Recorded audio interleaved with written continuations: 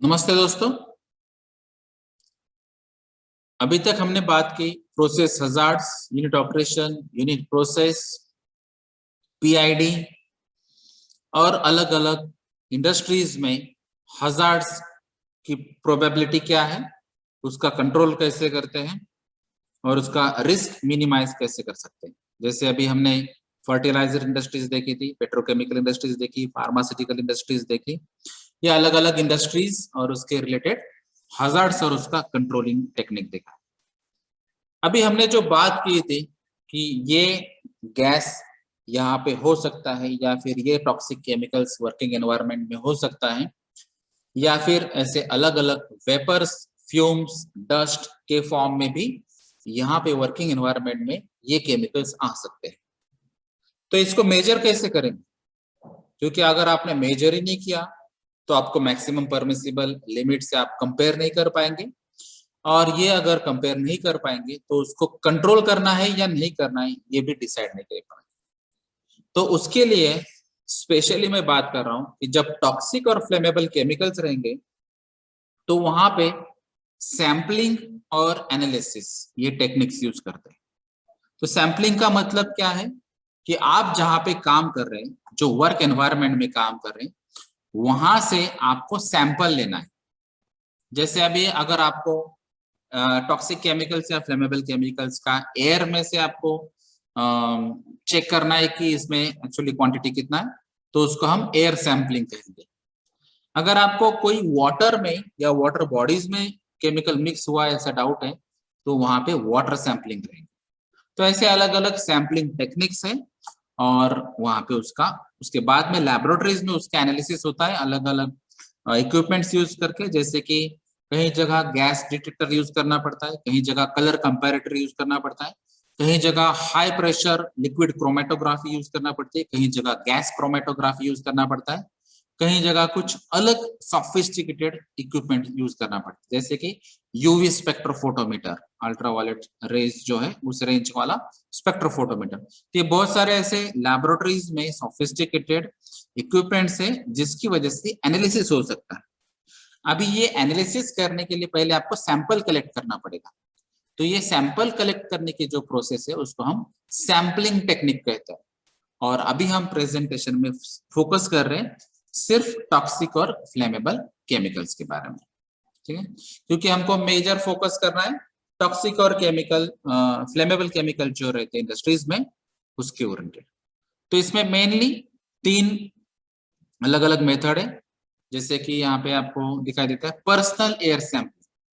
तो ये personal air sampling का मीनिंग क्या है?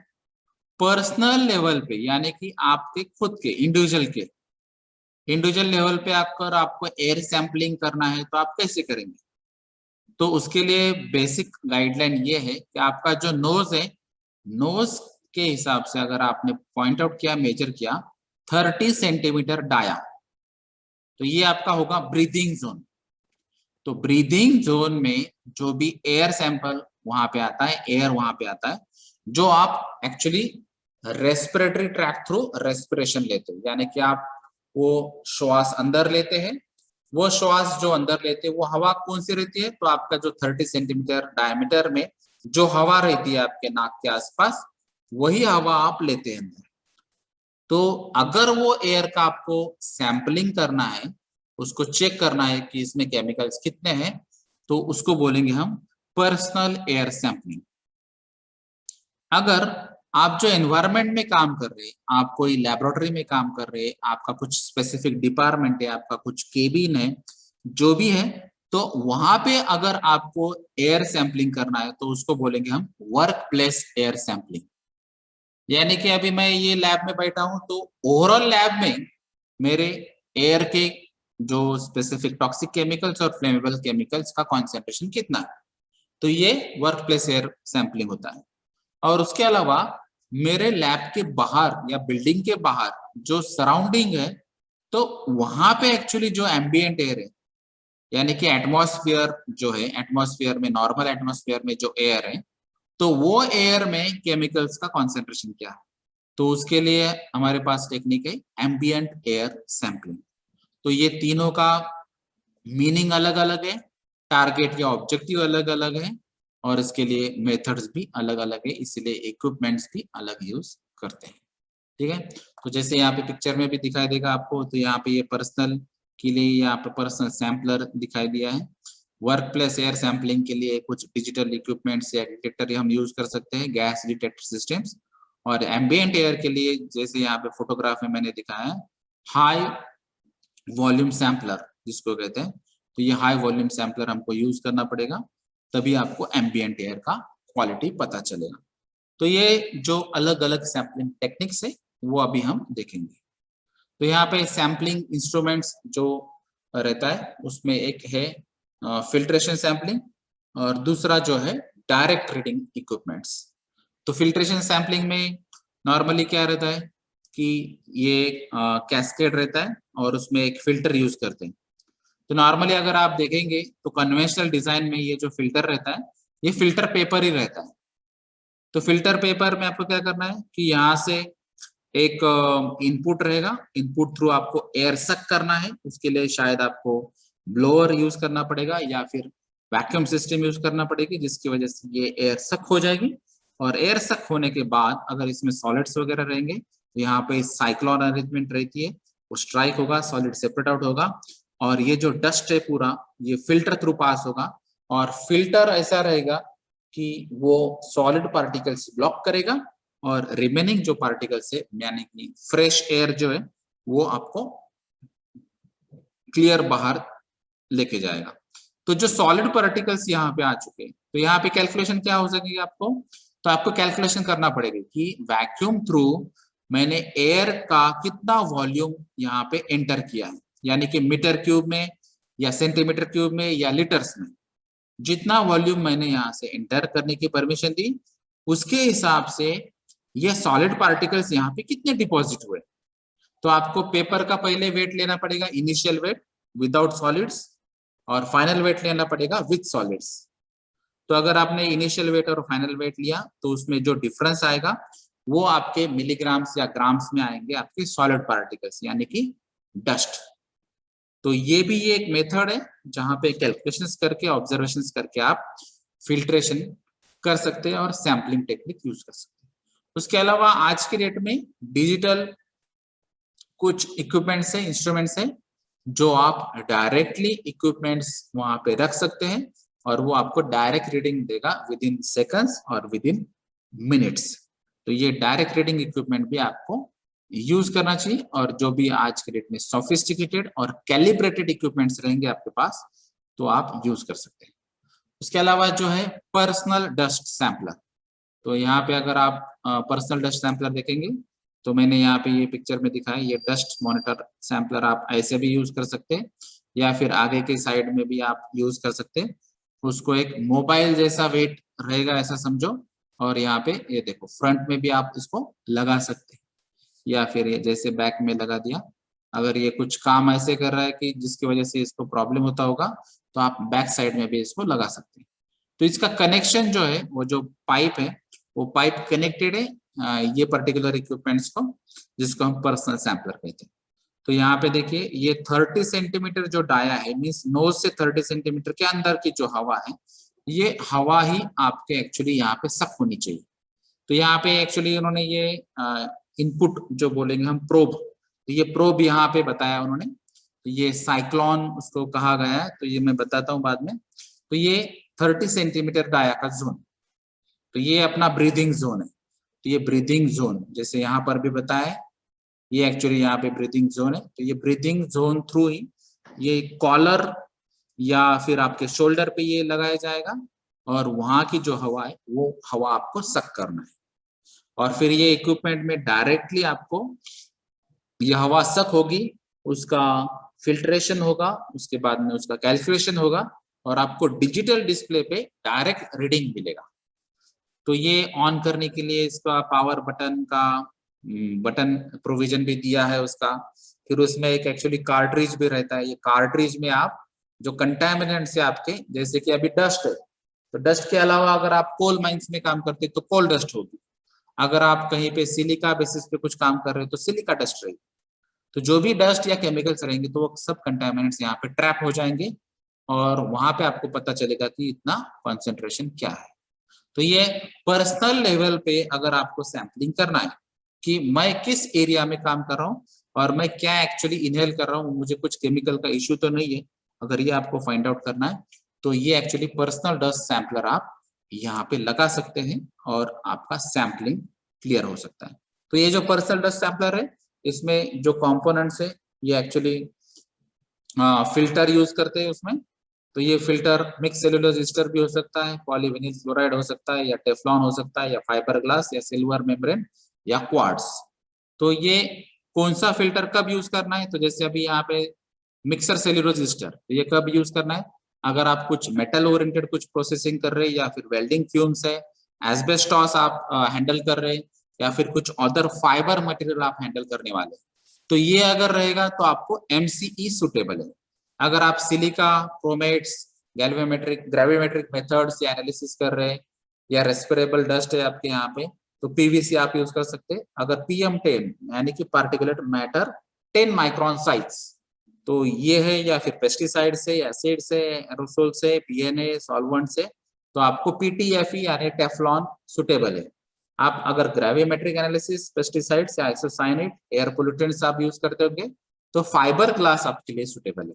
अगर ब्रोमीन, क्लोरीन, डेमेटोन अगर आप यूज कर रहे हैं तो सिल्वर मेम्ब्रेन यूजफुल है। अगर हीट ट्रीटेड और उसके ओरिएंटेड अगर आप काम कर रहे हैं तो आपके लिए क्वार्ट्ज यूजफुल है। तो ये डिपेंड से आपका एक्चुअली वर्किंग एनवायरनमेंट क्या है, उस हिसाब से आपको ये सूटेबल फिल्टर चॉइस करना चाहिए।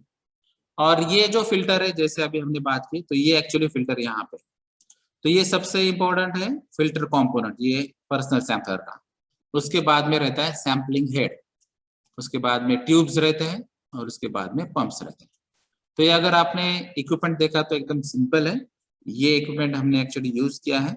और यहाँ पे अगर आपने देखा तो इसका ये स्ट्रक्चर दिखाई देता है। तो ये एक्चुअली कॉलर को जो लगाने के लिए अरेंजमेंट है वो कॉलर क्लिप है, और फिर ये कॉलर क्लिप और ये इक्विपमेंट उसको अटैच करने के लिए रबर ट्यूबिंग है। और ये एक्चुअली जहां पे ये मेन फिल्ट्रेशन होता है उसको एडॉप्टर कहते हैं, और फिर उसके अंदर जो फिल्टर पेपर है उसको होल्ड करने वाला जो कैसेट है ये फिल्टर कैसेट है। और उसके अलावा यहाँ पे जो साइक्लोन है, साइक्लोन स्ट्रक्चर, तो cyclone structure actually engineering point of view अगर आप देखेंगे तो ऐसा स्ट्रक्चर रहता है। और ये साइक्लोन का प्रोविजन ऐसा रहता है कि एक्चुअली टेंजेंशियल इनलेट में ये एयर आता है और ये ऐसा रोटेट होके ही नीचे जाएगा। तो इसका जो मेन ऑब्जेक्टिव रहता है साइक्लोन्स का, तो ये ऐसा है कि जो भी सॉलिड पार्टिकल्स रहेंगे, जो ये एक्चुअली साइक्लोन के वॉल्स को स्ट्राइक होंगे, और स्ट्राइक होने के बाद ग्रेविटी की वजह से ये सॉलिड पार्टिकल सेटल डाउन हो जाएंगे, और फिर जो क्लीन एयर है वो क्लीन एयर सेपरेट होगी। तो ये साइक्लोन भी हमको यहाँ पे यूज करना है। और ये ग्रिड पॉट मतलब क्या, मैंने जो अभी बताया कि ये जो सॉलिड पार्टिकल्स है ये ही ग्रिड है। तो ये सॉलिड पार्टिकल्स यहाँ पे सेपरेट हो जाएंगे, इसका भी आपको वेट करना है साइक्लोन की मदद से। और जो फिल्टर पेपर है वो फिल्टर पेपर का भी आपको वेट करना है, जिसकी वजह से आपको पता चलेगा कि एक्चुअली सॉलिड डिपॉजिट कितना हुआ है। तो आपको फिर पता चलेगा। ये इक्विपमेंट जैसे यहाँ पे दिखता है कि ये डिजिटल डिस्प्ले, यहाँ पे डिजिटल डिस्प्ले पे आपको डायरेक्ट रीडिंग आ जाएंगे। और यहाँ पे आपको ये दिखाई दे रहा है, ये एक्चुअली रोटामीटर है यानी कि फ्लो मीटर। तो ये रोटामीटर यूज होता है, किस लिए यूज करना है आपको, क्योंकि ये जो एयर इनलेट है ये एयर का फ्लो रेट कितना है, और ये फ्लो रेट के हिसाब से वॉल्यूम कितना आता है ये आपको कैलकुलेट करना पड़ेगा। क्योंकि जैसे अभी हम बात कर रहे हैं कि अगर 1 मीटर क्यूब मैंने इनहेल कर लिया एयर, तो ये 1 मीटर क्यूब में एक्चुअली कितना केमिकल्स है, पार्ट्स पर मिलियन में, या फिर मिलीग्राम्स में, या माइक्रोग्राम में, जो भी है। तो ये फिर आपका कॉन्सेंट्रेशन आएगा कि माइक्रोग्राम्स पर मीटर क्यूब ऑफ एयर। तो ये मेन आपका टारगेट है। समझो अभी कुछ स्पेसिफिक केमिकल्स के बारे में बात करेंगे हम, माइक्रोग्राम्स पर मीटर क्यूब। अगर ये मिलीग्राम में आते हैं तो मिलीग्राम्स पर मीटर क्यूब। अगर ये लीटर में हवा है तो ये लीटर आ जाएगा मीटर क्यूब की जगह। तो ये कॉन्सेंट्रेशन फाइनल आउट करने के लिए सैम्पलिंग टेक्निक है, और ये मैंने जो बताया ये है पर्सनल सैम्पलर, और ये जो कंटिन्यूअस आपको हेड्स दिखाई देते हैं या कंपोनेंट्स दिखाई देते हैं उसको बोलते हैं सैम्पलिंग ट्रेन।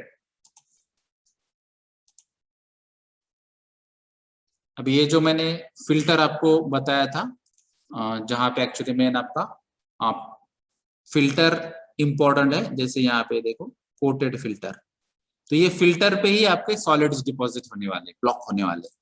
तो ये बाकी की सब चीजें जो है, जैसे यहाँ पे स्पेसर दिया है, बैकअप पैड दिया है, एंड प्लग दिया है और ये टॉप दिया है, तो ये पूरा पैक होता है, उसको हम कैसेट्स बोलते हैं।